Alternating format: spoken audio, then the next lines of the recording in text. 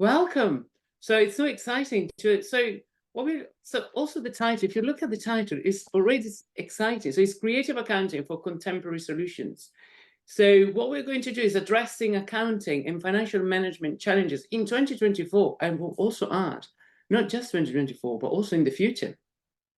I'm Alessandro Merendino, and I have the pleasure to have other two colleagues of mine, Dr. Nikki and Dr. Zhang Ling. And today, in the next 40 minutes, 45 minutes, we're going to talk through what are these contemporary solutions and how we can work together to find exciting ways to solve certain accounting and finance challenges.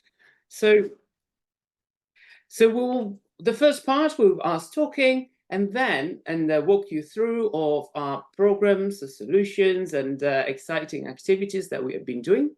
And then we would love to hear from you. So if you have questions, doubts, whatever you have in mind, please raise your hand and you have the opportunity to ask your question directly to us, and we're more than happy to reply. So write it down, your questions. As we always say to our students, there's no wrong or right questions. Just ask. We love questions. So this is then very informal, very informal. So don't worry. So ask your questions away at the end if you want to.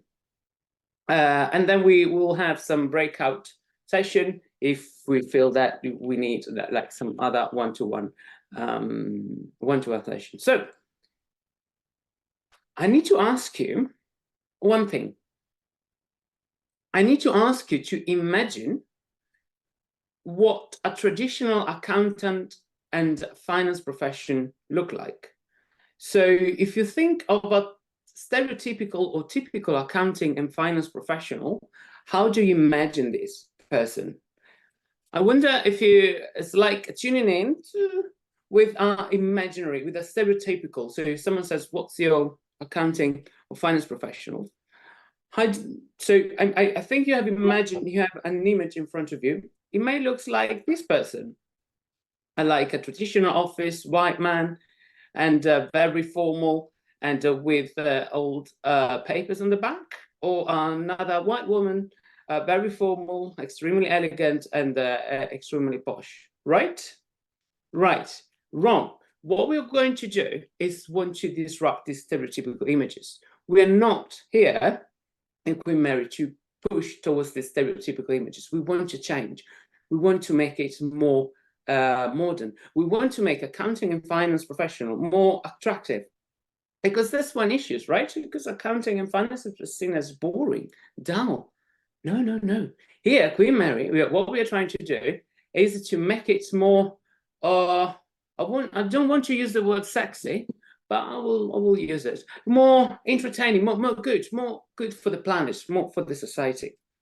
So if we think of some of the challenges that we have in accounting and finance, I can think mainly of four. One is already told you, accounting and finance being a bit dull, be a bit unattractive, and you want to change this. And we have, with your help, we can change this perspective. Another possible challenge is the sustainability. We are not doing enough. So we know the Sustainability Development Goals, SDGs, that are in place, but we are not pushing. We are pushing enough. And we, as an accounting and finance community, we can really make a change. Another issue can be digital technologies. We know that some accountants and some finance professionals are scared, afraid, stuck. Oh God, no, we don't want technologies. But in fact, they can offer solutions to improve accounting and finance. Or another challenge is diversity of thinking, for example. But why accounting and finance people are not making this change? Because their mindset is stuck. Their mindset is locked. It's locked. But we as a community, we can make a change. How? So our mission is to unlock this mindset. Our mission is to change this, and we can do it. Look at the mushrooms. Do you see the mushrooms? This is a mushroom, but this is not, just remember that for later, because that's a reason. But we can change this. How? So accounting, do you know if you know this man? His father, Luca Pacioli, which is an Italian father. He invented accounting in late 1400, early 1500. Accounting, if you look at the traditional definitions like registering financial operation, financial information, well, that was 100 years ago. It's not anymore like this. Accounting is registering, is looking at moral, social, financial practices because we are accountable. But then when we add the word creative, oh, we were told, oh, we can't be creative because it's illegal, it's fraudulent. Ah, no. Creativity here is find elegant, beautiful solutions to accounting problems. And again, another mushrooms, just remember mushrooms for later, because we did something quite exciting with mushrooms. So creative accounting, we created this brand, we created this name just to allow accounting finance professional to think creatively, with the help with artists. Yes, that's right. We work with artists as well, because we want to help the accounting profession to think outside the art boundaries. So this creativity is finding these elegant, beautiful solutions is a way of thinking, is a way of make decisions. So creative accounting, as we call it, is an arts-based intervention. It's an arts-based approach. We use art, for example. I will show you later what we did. It's very exciting, and we use art to make decisions. And you see another mushrooms, and then I don't know if you can see below the mushrooms. There's another picture. They are headphones because we use a silent disco sort of activity with accountants, and they played a beautiful script that an artist created. So why is it important? Because this way, this creativity can really help to think differently, to think, or as you call, to forward thinking, to think at the same problem, the same issues like sustainability, diversity, or digital in a different ways. They give us another perspective. And then what we can do, we as a community, what we can do with us, we together, is to create a diverse and more innovative organizations. Now, this is part of what we're doing. And now I would like to leave the floor to my colleague, Dr. Nikki, that he will explain it's a program in accounting and management. So thank you, Nikki. I will stop sharing the slide, and I will leave that to you. Thank you so much. I'm here both in my role as the program organizer for the accounting and management MSc, and I also teach two of the modules for the program, the elective modules. What I wanted to share with you and discuss a bit, and fitting with Alessandra's work and introduction, is not to really take you through step by step, every module, every elective or compulsory module, how your program might look. Those are things that you can see for yourselves on the website. Every one of you might have sort of different ideas how you sort of considering sort of navigating through the course.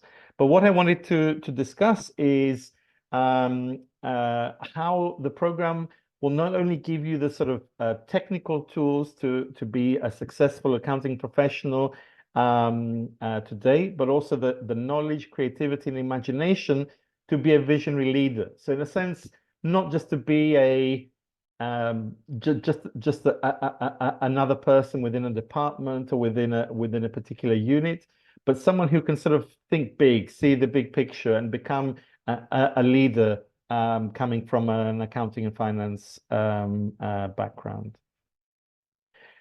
I think what makes our degree, our accounting and management degree, special is that we are consciously kind of trying to provide the balance between the core competencies,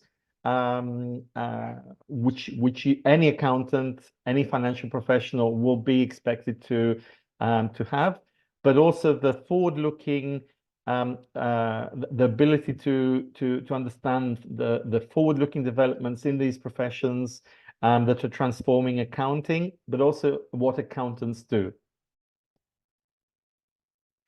And the challenge will be for those of you choosing to join the program is how to be the accounting professionals of the future, the accountants, auditors, consultants, analysts of the future. The problem is this: as we know, the future is very difficult to predict. No one knows what the future will actually be. And usually what I find is if they claim they do, they're usually lying, or they're not aware of the claim that they're making. But what you can do is to have the tools and the knowledges and capabilities in order to be ready to deal with an uncertain future, whatever that future turns out to be. So how will you fit in? How can you be that as a student on the program or as a professional further down the line? You need to have the creativity and originality of thought to understand the dynamics of this ongoing change. So in a sense, we're not going to tell you what this change is going to be, but we're going to give you the tool to be able to interpret and figure out for yourselves what that change will be, because you will be able to respond to dynamic situation rather than just be something that you learned and repeating that. And the key is to try and make change your ally, not your enemy. So this is the sort of philosophy of the course. The core elective modules available on the program will provide you, of course, the technical knowledge and skills that you need to be an accountant today, literally as you leave the course. But it will be vital to also, but they will be vital to make you, to enable you to be the accountant, an accountant in the future. And not only that, but to be able to shape that future. And that future is being shaped, like Alessandro said, by environmental concerns, digital technologies, among other key change drivers. I just wanted to give you some examples. The first one is relating to a kind of area of studies around, say, one of the modules like sustainability reporting. You can see within this module, what you will find is that there is, when we look at any newspapers, the Financial Times, particularly, I've got some quotes here from some of the articles. You can see there's big questions, big problems around carbon offsetting markets, about market approaches to dealing with mitigating greenhouse gas emissions. Companies, big airlines like Delta, having all sorts of reputational and financial risks coming from questions about the kind of quality of some of these kind of offsetting arrangements. And the question is, can you fix these markets? Can you fix these problems? Do you need to think of new ways to deal with this? But as you can see from there, and with the examples I've got from the newspapers, environmental sustainability is no longer an abstract notion. Up until maybe a year or two ago, it was one of those things that a lot of businesses, companies thought, yes, this is a good thing, we should be doing that. But nowadays that has changed. Companies and governments more and more have to record and report their environmental impacts and comply with increasingly stringent and onerous climate change regulations. And the module will help you understand key aspects of these, some of the key technical elements of the reporting systems involved, the regulations, the market mechanisms, how they operate.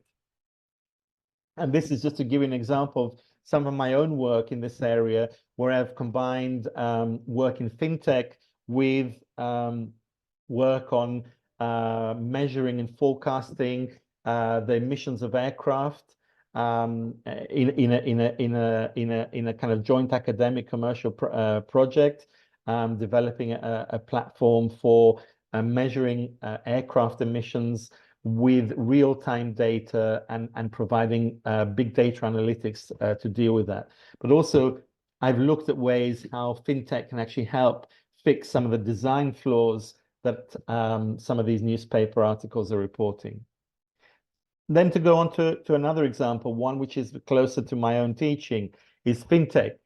What is fintech? So fintech is how a lot of technologies which you may or may not know, such as cloud computing, blockchains, data analytics, and artificial intelligence, how they're rapidly transforming the future of accounting and finance.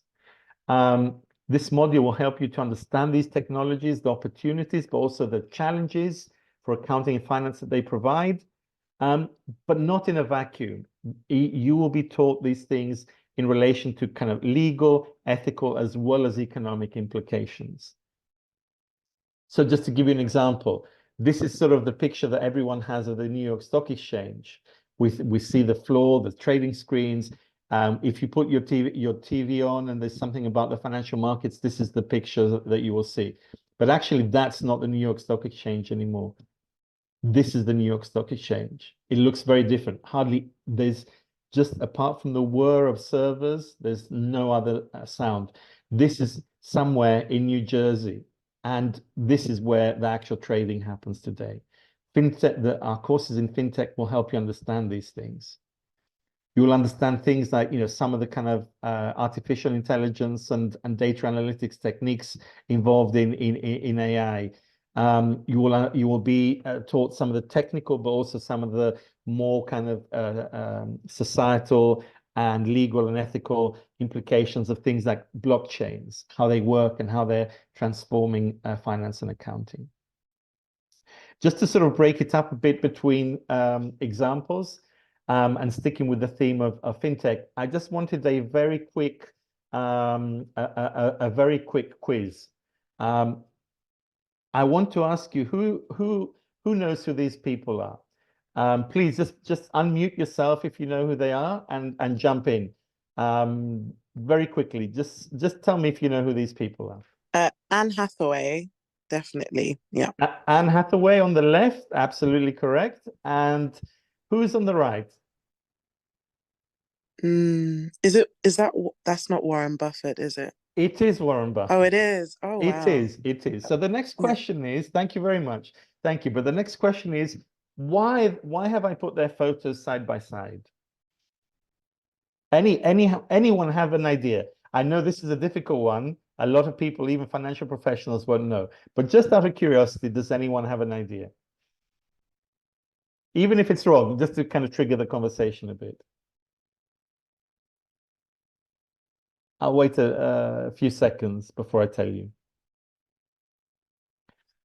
So the reason why I've got those two together is because there was a point in time where something happened on the financial markets where, for some unknown reason, the investment company of Warren Buffett, anyone knows what his investment company is called, by the way?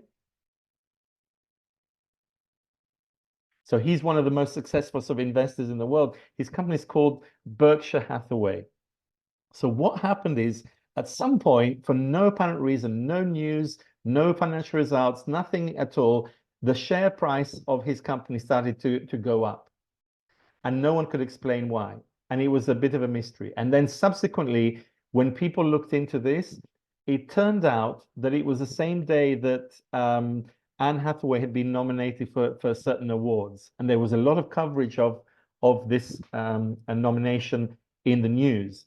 So what people are speculating is that some people had developed some algorithmic high frequency trading software that was obviously scanning the news for mentions of probably keywords like Hathaway, and associating that with Berkshire Hathaway, which is the company of Warren Buffett. And that algorithm obviously started to kind of buy shares, interpreting this extra news with the word Hathaway in it as something relating to Warren Buffett. You can see how, in order to sort of be able to understand how these technologies work and what might be happening in a market a few years ago, okay, that's probably a very unsophisticated algorithm. Nowadays, these things are much more well controlled. The technologies are much more developed. These things wouldn't happen anymore. But it just shows you how important it is whether you're using these technologies or not in finance, to know how these technologies might be impacting an actual market. Just to return now from to my third and final example, another area that you can pursue in this program is in the area of risk management through an elective in risk management. Why is it important? Technology, sustainability, we kind of know they're kind of buzzwords today very much. Risk management, though, is something which is also important, because these technologies, these changes that I'm telling you about and that will affect your own career and professional development will also relate more generally to how the world is. And the world is a world of uncertainty, growing risk, and risk management and the techniques going with risk management are critical for organizations and how they survive. It allows them to plan for unforeseen situations, which might range from things like the collapse of one of the biggest investment banks in the world, to global pandemics, volatile marketplaces, war, flooding, linking back to our sustainability. And all of these things, the module will help you will help provide you with a complete set of essential skills to assess and track risks. Things like, from very technical things to kind of other approaches as well. So to conclude, hopefully you found this interesting. The MSc program in Accounting and Management, if you join it, you will be guided to learn how to become an accomplished and qualified accounting and finance professional, whatever your background. Just to add to that, the word qualified there, completing this course, you will have 11 exemptions from CIMA in terms of their professional qualifications. You will be, though, given also the intellectual tools to imagine what these professions may be in the future and how you can be part of not only of the professions, but of shaping that future as well. But not in a vacuum. You'll be expected to take into account the ethical and moral implications of these choices, and what they mean, not just for yourself, not just for your organization, but for all those affected by them. Importantly, you'll be challenged to be critical of accepted knowledge and thinking. And very importantly, this will be taking place in one of the sort of most exciting, cosmopolitan and dynamic cities in the world to live in, and you will find fellow students both in your course, in the school, but in the university as a whole, from a diversity of backgrounds, driven by the same ambitions and dreams as you have. But importantly, in a very big city like London, and a big city like London, our campus, and this is something that the current students have been telling us as well, is in a safe and inclusive campus, which is literally walking distance from the very heart of the city of London, but in a safe environment with excellent accommodation. So we look forward to welcoming you, and thank you very much for your time. Thank you very much. Thanks for Alexandro and also for Nikki about the great introduction about the creative accounting and also the MSc Accounting Management program.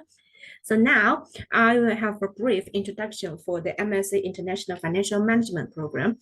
And the thing is, for these programs, and we aim to be, you learn these programs, and we will have the probability to be the future finance analyst, or maybe finance consultant, or the finance manager, and other jobs for your future career.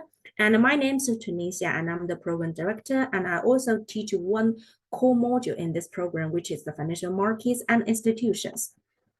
And then, in order to understand these programs, and first I would like to give some examples just pick up some modules included in this program, because our program is called as International Financial Management. So I want to pick up the free programs which focusing on the international part. Definitely we will have other modules with focus on the finance and international as well. So we want to hit our key points, but because we don't have enough time to focus on everything, so I just pick up some examples. And my first example is about the financial markets and institutions. So everyone knows that financial markets are crucial. Okay, no matter in which country, in which part, and also the financial markets, because they are crucial in the development of any economy. So we could have some economic bubble, and we also, because of the financial markets and the financial system, we also have some financial recessions, particularly, or a good example is for the 2007 to 2008, the Great Recession and the financial crisis. This is the subprime financial crisis. It is because of the financial markets and the financial institutions. Okay, so it is important to understand the financial markets, and also for financial markets, in order to make the financial markets to work and to run efficiently, we should have the financial institutions. So that is importance of the financial markets and financial institutions. So for this module, what we will learn? So we will compare the different forms and functions of different types of the financial markets. We say financial markets just not because of only one financial market. We have a lot of different financial markets. We have the currency exchange financial markets, we have the first market, we have the secondary market. So there are a lot of difference. So we will understand what are the difference. And then we will learn if you could want to be a financial manager, and how do you work in the financial markets and to attain some corporate goals. Okay, and how does this financial markets operate? And also we will learn the different types of, or the complex financial instruments. We have a lot of financial instruments. We have the bonds, we have the stocks, and also we have the mortgages and many different financial instruments. So we should understand what are the financial instruments, and how do you manage financial instruments. For example, you want to become an investment analyst, and you want to analyze the portfolio, and how do you pick up this financial instrument? So first, you need to understand financial instruments, and then when you pick up these financial instruments, how do you manage its financial risks? So this is the first example about the financial markets and institutions. And now my second example is related to international investment analysis. So the first stage, we want to analyze, we want to understand the finance part. We want to understand the financial markets, and we want to understand financial institutions. But now, if we really want to become a finance analyst, a finance consultant, or finance manager, what should I do? How do I analyze these different types of financial instruments, and how do I give advice to my customers? Okay, so for this module, we will develop an understanding of how securities and portfolio investment fit with international financial markets. So that will teach you the practical side of how to do a real international investment. And this is particular for students considering a career in finance, in the investment management, in the investment banking, or investment consultancy, or asset management. This is my second example. And my third example which is really popular in the recent period, which is about the digital and real asset analytics. We all know real asset. For example, we have our car, we have our home, so we have the buildings, and we have our machine. These are the real assets. But recently we have a lot of digital assets.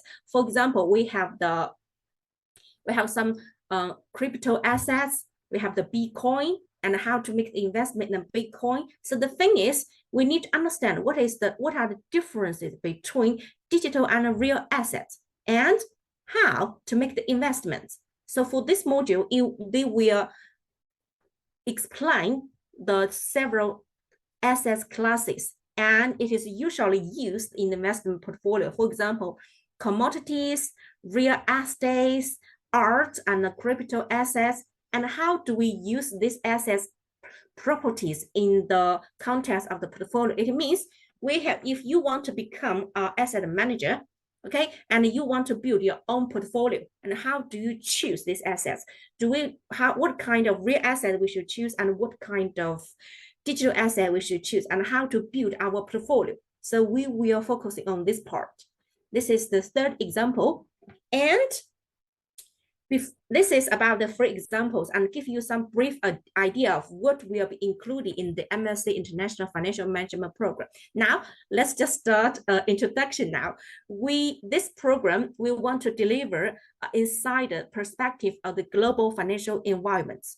And we actually provide necessary knowledge and skills within the complex multinational environments. And one thing I want to emphasize is our program is the part of the CFA Institute University Affiliation Program. So, and also if you complete the course, we can bypass the 4 modules of the certificate level and start the CIMA qualification at operational level. And I think everyone might be, for everyone, it might be interested in the CFA program track, because for the finance, one certificate we are really interested, or for the company or for the person, is about the CFA. And I want to specify the benefits of choosing the CFA program track. So we will embed the content from all 3 levels of the CFA program. So it will help you to prepare to sit in the CFA examinations. And based on the experience in this year, the student feedback from this year's student feedback, they told me that by learning these modules and when they prepare for the CFA level 1 exam, which is really easy because many content has been already covered by the modules in this program. And also, in addition to the preparation of the exams, for the students on the CFA program track are eligible for a scholarship. We have 3 scholarships for this track. And for the scholarship, it will help you to cover the examination fees. It could be either level 1, level 2, or level 3 examination fees. And in addition to that, we're looking at for the benefits of the CFA track to the future, for your future career. It is signals. It shows a signal to the employer that your career, it is closely tied to the professional practice and associated with globally recognized professional credential. And this is really ideal for students who is interested to becoming a CFA charter holder. Okay, and in addition to that, you will have the access to free learning resources, networking opportunities, and more. Now, just by concluding for these programs, you will learn a range of finance knowledges, tools, and quantitative technologies. And you will also have enhanced transferable cognitive skills, which is related to analysis, synthesis, and critical evaluation of the global financial management to shape your future career. And you will also recognize and address ethical dilemmas and corporate social responsibility issues to apply ethical and organizational values. And also, as Nikki already emphasized, our campus is actually in London, which is a really safe we have a really safe and inclusive campus in the lovely city, which is London. And we will have the students from different backgrounds, multinational backgrounds with different languages and different cultures. And one in all, we're really looking forward to meeting you in these programs. And thank you very much for listening. And if you have any questions, you could ask him later about the Q&A section. I guess, Alessandro, am I correct? Yes, thank you, Jinling. Yes, Okay, absolutely. great. Yes, now if you, thank you so much. It was fascinating. Again, there are certain aspects that really resonates to me, with me. It's when it's these tools and the practical aspects of these modules. So not just a theoretical overview, but just a real application of financial tools for investments and this international view And I really like these transferable cognitive skills of these skills and to shape the future. Now, for the very last part, I want to share my slide in terms of creative accounting. So being innovative in the accounting field, using art, what we did. So just a few examples for you, but not just also what we did, but also what we're doing and what we'll be doing as well, because this is a project, is an ongoing project. It has been lots of funding and investment from research funding from the research councils and Queen Mary as well, and other universities in the UK and in Australia and around the world. So that I don't know what is the blue dot, but so this is, we organize an event with all the senior financial accountants, and also we have all the financial bodies, accounting bodies involved. And this is Toynbee Hall. I don't know if you recognize the venue, which is the second picture, which is a fantastic venue, which was chosen purposefully because the purpose of that building, the purpose of that charitable foundation is to abolish poverty. And thought, fantastic, that's what we are accounting. As an accounting financial profession, we all have to aim to, we have that duty to help other people with our knowledge and tools that we will learn through the masters. So we played with mushrooms, as you can tell on the first corner, on the first picture, and we played with a metaphor of mycelium, of mushrooms. So how accounting and mushrooms are related. So we explore that with the artists and the accounting bodies, and also we had the endorsement of the International Financial Accounting Association, which is huge. So internationally, there's been approved by the IFAC, which is the International Federation of Accounting. And then we have all the accounting bodies involved. And of course, as we are accounting and then finance professional, we love food and drinks. And then here we go, we have some alcohol as well, and but also some soft drinks. So we run another event, and I don't know if you know the saying "send to Coventry," which is to ignore people. It means, but it's we play with this. We play with this saying, and so we literally send to Coventry accounting professionals, head of finance, CFOs to Coventry, and we send them in a very typical venue, which is Drapers Hall, which is when the middle age, all the transactions were happening. Why we send them? Because you remember that some accountants are stuck, some financial people are stuck. They don't want to change their mindset.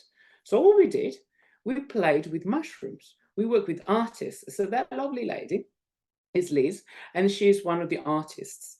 And we play with, we use what we call music mushrooms. Now, not those mushrooms that you have in your mind now. They are real mushrooms, and they play, if you touch these mushrooms, they play a music. And then mushrooms are attached to what we call mycelia or mycelium, which are the roots. And like in accounting and finance, we need to think holistically. Nikki Chanling perfectly explained that, how we have to give these tools, how we need to be holistically in a way we approach certain challenges. And so and then we have another picture with people with headphones. Again, that was the silent disco. There was created this beautiful piece called The Accountant, and they explained the relationship between accounting and nature. So another thing first, and there was a stage dinner. So there was a 3-course meal, but instead of being the usual boring dinner, what we did, in order to go to the second meal, they have to reply to certain questions. They have to address certain questions and agree as a group. So like, for example, what accounting has to do with nature. So as a group, they have to find the possible solutions, and they will stage. So for every meal, there was a set of prompts, and they were all recorded, but they were all, and the table was set up as a mushroom and a nature view. So accounting can be fun, but actually accounting is fun, and we have to make it. So on top of numbers and accounting standards that of course we have to know, and of course we have to play with, but it's not accounting and finance. It's not just like that. It can be playful. So what we do is not just the usual boring lectures. We play. So for example, as an example, we played with mushrooms. But why we play with mushrooms? We play with metaphor, because what we want to try to do is to unlock this mindset. Mushrooms, right? Like this mycelium, like roots and accounting can think, that must think holistically. They need to think also of other departments, of other part of an organization, for example, but also have to think of the planet itself, or how the different technologies can help the different, for example, function of an organization. So it's engaging. So in the next slide, we will see how we created a toolkit to propose new solutions for the Sustainable Development Goals, SDGs, and in a very playful way, in a very engaging way with students. It was a little surprise. You will see in the next slide what we mean by engaging and playful. And then it's new. We don't want, as I said, new like this boring usual approaches. We want to co-create with you new approach. Why? Because as Nikki and Charlene said, we want to make a change. If we are trying to create the accounting on the future, and you are one of those.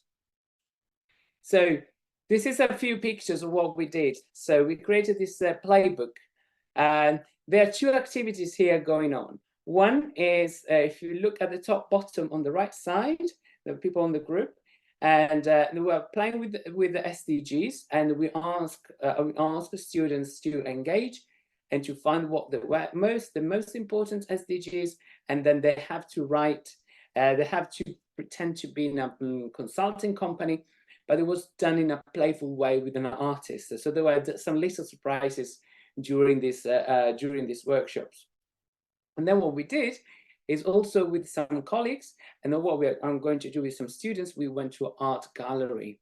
Yes, that's right, with the art gallery. So with students, we will go to art gallery to understand how a piece of art can be related to accounting, or for example, SDGs, and how art can help us to find new solutions. And we came up with certain tools, and you will see some pictures where people on the floor drawing and writing and thinking, and the others are looking at some pictures in this art gallery.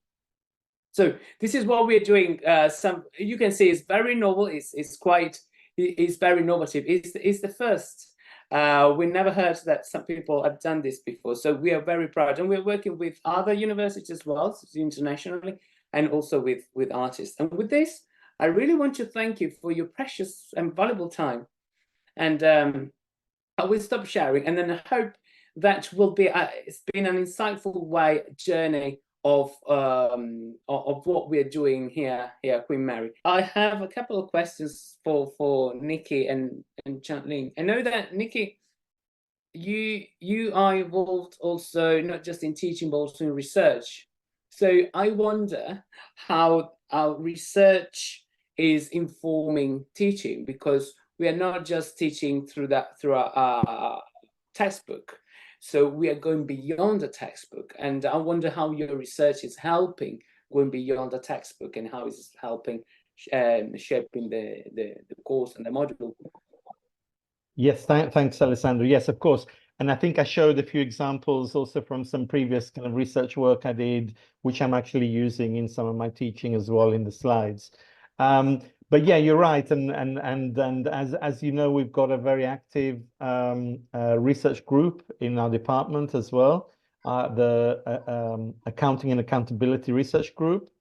And we've got some events. And again, it's not just for academics, it's also for what we see as junior academics, so postgraduate students. In a sense, they're almost part of that academic community as well. So a lot of these things we encourage our students to kind of participate in as well. The things that we're running this year, you might have seen, but to share with the potential students that we've got here as well. We're doing some work on sustainability and how sustainability can be measured, reported, what implications will be. We've also got another event that we're doing with people from accounting and finance, but in the kind of broader sense, from some of the kind of strictly economic aspects of these disciplines, but from other areas like, economic sociology, anthropology, but people who are still looking at accounting and finance and then involved in accounting and finance. And we're calling this event Imagining Accounting and Finance, very much along the theme of what we're thinking here. And it's very much to bring people from other universities in these areas to kind of share with us a bit what they're doing in their research and how that sort of enables them to kind of think of what accounting and finance will be like in maybe the next 5, 10, 15, 20 years, even maybe further away in the future. And trying to understand also this, what is involved in imagining. It's not just a sort of, very abstract kind of, daydreaming kind of story. It's something which is actually can be quite an organized, quite a structured, quite a concrete activity, quite a material activity as well. So in a sense, that will be part of all that event. And then we've also got some impact events where we open up, the university to people from policy, from civil society, from NGOs. So we're looking at the moment the topical issue in the UK, which is some of the big problems in the water industry, whether it's with the financial viability of some of the providers, or whether it's with the quality of service, whether it's with emissions, whether it's with pollution of waters and seas. And we will be running an event with senior people from the House of Lords, from the political parties, but also from user groups, consumer groups, our own pension funders, academics, who's a shareholder in one of the big water companies. And hopefully we can get to the bottom of how we got here with the water industry in the UK, and how maybe we can get out of the problems and try and imagine almost a new way of organizing this industry as well. So these are just a few things which I think have found their way into our teaching, but hopefully will find their way into our teaching in the years to come as well. Thank you. And what is fascinating here is that we don't work in isolation in academia only with academics, but our network, it's with policymakers, accounting bodies, financial bodies, organizations, national and international, and we can create, we as a community, with all students as well, this network. And it's yeah, I mean, just to illustrate that point, I think as the accounting and accountability group, they've just received some funding from ACCA, I think from the Institute of Chartered Accountants of England and Wales as well. So all of these professional bodies are very much involved in what we're doing. That's fantastic. Thank you. I wonder if someone from you have questions. Actually, there is a question in the Q&A now, and it kind of relates somewhat to what was discussed, so perhaps you all can answer this. The question comes from Maha, essentially asking, how would you say these models can or could help progress those who don't necessarily have a background within finance or accounting? Yeah, I mean, Alessandro, do you want me to start as a program director? That would be good, yes. And then we can leave, and then Charlene, you may want to say something on this as well. Thank you. Yeah. Yes, thanks for the question. I think that's a very important question. And it's actually, in a sense, the answer is in the way that we've structured the different offerings we've got on the MSc level. So what we find is that the students who come from maybe a more kind of quantitative background usually gravitate towards and find it fairly straightforward, even without a specific background in accounting and finance, to follow our accounting and finance program. Unfortunately, we don't have somebody from the program in this session, but I could speak on behalf of my colleague, Nick Tizianis, who's the program director. So while that does require certain mathematical skills, it doesn't require you to have studied accounting and finance already. You will, in the first term, through your compulsory modules, you will learn a lot of the fundamentals, a lot of the basics, a lot of the technical side of things, which will then enable you in term 2, when you've got a choice of electives, to actually expand your horizons and take it in the direction that you want, which maybe will be more along the things that we've been talking about in the session today. Then we've got also the accounting and management program, which in a sense is the kind of less quantitative program compared to accounting and finance program. And that one, again, So some of my students this year, they come from very diverse backgrounds. Some of them come from Queen Mary itself, from a kind of more broad business degree. But I've got one of the students from China, who is actually one of the top performing students up to now in the cohort, and she came from a philosophy background. So it by no means presupposes that you need to know accounting and finance before you join the program. In the first term, it will be tough. You will have to learn new things. There will be some technical elements to those, but my colleague Nick Tsitsianis and some of the other colleagues who run these compulsory programs will be very much able to help you, guide you through that, get you through some of the undeniably difficult elements of that, and to be able to reach your potential, and to be able to take advantage then of the more open choice that's available for you in term 2. So I'm confident that would not be a problem for anyone, no matter what background they come from. Thank you, Nikki, for your comprehensive answer. I'm conscious of time. We have also another question. I wonder if, Chen-Ling, you want to add something on this respect? So if it is a problem, if one of our students doesn't have a finance or accounting background? Yeah, so the thing is, and for the finance and accounting backgrounds, because Nikki has explained a lot, and we have some same characteristic, but I just I want to add some more things, because for this one we specify with the finance. Okay, so finance, international financial management. So we might feel worried about, because finance needs some quantitative things, but we don't have any worries from this part. As Nikki also mentioned, for the first semester, we have 3 compulsory modules. And then actually for these modules, we build this module, we have our structure step by step. We'll help students to build their finance background for you to learn some more, some modules in depth. To make you to understand, to make you to grab the knowledge step by step. So even you do not have the accounting and finance background, this does not matter. And one thing I want to emphasize is, for the MSc International Financial Management Program is open to all candidates all applicants without finance background. So this year, for example, we have the student from history, we have the students from the law background. They actually did really great job in these programs. So no worries if you do not have the finance or accounting background. We already set the programs or set the structure to help you understand the finance and accounting knowledge step by step. This is this part. And for the second thing is for the CRMA exemptions. For the CRMA exemptions, for, as I said, you can bypass the first 4 modules.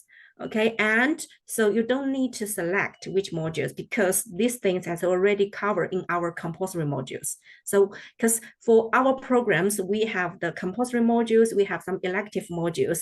The compulsory modules are compulsory for everyone who taken these programs. So as long as you in these programs, as long as you pass all compulsory modules and also get the certificate, you can have the exemption for these 4 modules in the CRMA certificate. Hope this helps for answering these questions. I can also just speak from the accounting and management and accounting and finance programs. So for those, the students who complete the accounting and management and accounting and finance degree actually get 11 exemptions. So that actually means that either with the case study in August or alternatively November, you can actually get to the second level of qualification, and then there is just one more until you get to the top of the CIMA qualification. So in a sense, the 2 accounting and management and accounting and finance programs actually are very, very advantageous in terms of the exemptions and in terms of only having to complete the case study to achieve the second level of the CIMA qualification. I hope that helps there. Thank you. I think both Nikki and Chen-Ling replied comprehensively to both of the questions about the background and the CIMA exemptions.